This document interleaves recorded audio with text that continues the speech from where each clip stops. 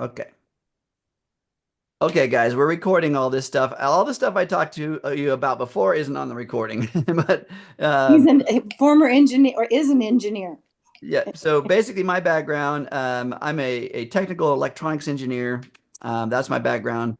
Extended studies in epigenetics and neuroscience. So what I've done, I've created a way from an engineering mind of using all of the fundamental principles. If we know a principle about something, we can apply it anywhere in our lives, right? Hmm. Hmm. What I typically do is I typically will teach you principles.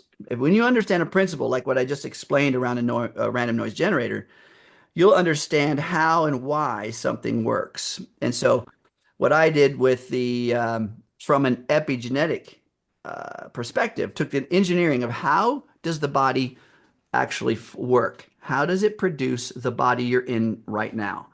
And before we started, before everybody got here, Patty from Florida said that she had had these conditions with her foot, these past conditions, and working with pain, working with struggles in her body. And so what I do is I teach people how that body has become what it is and why. And when we understand that, I think it makes it very, very clear as to how we can readjust, realign, and recover our body into a new state. Okay, so as long as this body cell by cell is still regenerating, then potential for growth or demise exists. Both are equal. Both are equal. And we have to take the good with the bad. We can't say, oh my God, look at my victory, and say, oh, my failure was somebody else's fault. No, doesn't work that way. The quantum field is objective. Source energy is objective. Life or death is just information. Male or female is just information. Health and demise is information. If we understand how to manipulate, I don't like that word, how to adjust that information, now the power lies in our hands for our own health. Does that make sense? Yeah, it surely does. Yeah. Okay. So Healy works at the fundamental basis. What I typically tell everybody, I said, look, if we want to understand where you're at, we have to reverse engineer all the way to where you came from. And Hmm. that's the dirt. I'm just, and honestly, if we keep going, if we go into quantum analysis, it's all the way back to the light.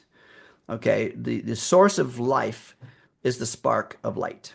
And we need to understand how that spark of light influences the cells that are actually of life. And the fundamental understanding of how our body reproduces is to the tune of 800,000 cells per second. Now, any of you who've ever been on any call I've probably ever done, you've heard me say that. 800,000 cells per second. I do have content that's on YouTube. If you just say Ken Close Healy or just look up Ken Close on YouTube, you'll probably find several podcasts or things I've done about how we are quantum entangled and how certain things come to be in the biology. So when it comes to that 800,000 cells per second, these are principles, and I hope you guys don't mind me explaining some of these because Yeah. I think when you understand these principles, you'll start seeing where perhaps you have created. Even if you already believe that you've created the body you're in, that's great. That's a good starting point. But even, at that point, there's more expansion on that. Like, how did I create the body I'm in? Now we're going to talk a little bit about that. So 800,000 cells per second, and as you know, there is a genetic code for every one of those cells.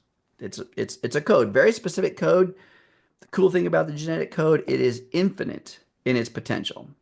And some of us say, well, yeah, but my family had this condition, and so I'm predisposed to have that condition, and so on down the line. And evolution means it's going to continue forever. Well, guess what? It didn't in the beginning.